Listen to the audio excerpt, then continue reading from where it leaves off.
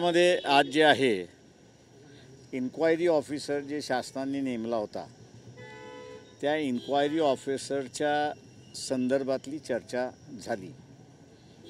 त्यांनी 28 आरोपी जे आहेत त्या 28 आरोपींना त्यांनी नोटीस पाठवून त्याच्यामध्ये त्यांनी काय बोललं पाहिजे याच्याबद्दल नमूद केलं होतं आणि ते आम्ही असं कोर्टाला पॉईंट आऊट करून दाखवलं की ही काही फ्री अँड फेअर इन्क्वायरी नाही, तर ही टेंटेड इन्क्वायरी आहे आणि त्याच्यामुळे हा जो अधिकारी आहे ह्या अधिकाराच्या कामकाजावरती स्टे द्या।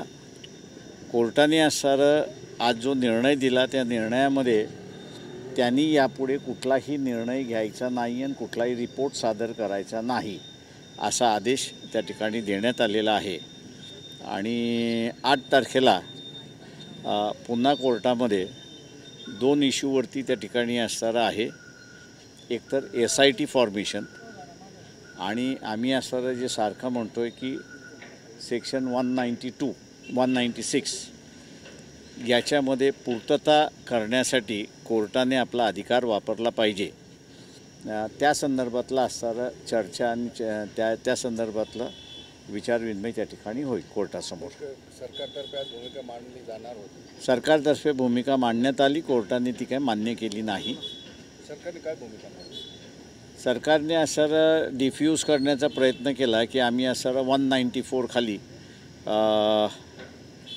ती चौकशी करतो आहोत म्हणून त्याच्यामध्ये, पण आम्ही त्यांना दाखवलं की 194 हा असणारा सुसाईडचा आहे आणि किंवा इतरांनी कोणी मारला असेल, कस्टोडियल डेथ हा जर का इन्क्वायरी करायची असेल तर 196(2)(a) खाली ती करावी लागते आणि मॅजिस्ट्रियल इन्क्वायरी ही त्याच्यामधली मस्ट आहे।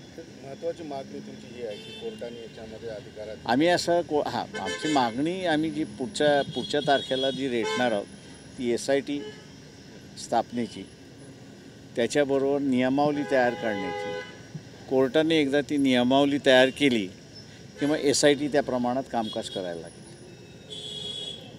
एकच प्रश्न इंटरनॅशनल लेवलचा विचारून घेतो भारत पाकिस्तानच्या तणावावरून आता युद्ध होईल की काय अशी परिस्थिती आहे। चीन पाकिस्तानच्या मागे उभा राहताना दिसते। भारताची थँक्यू मी 2 तारखेला याच्यावरती बोलेन।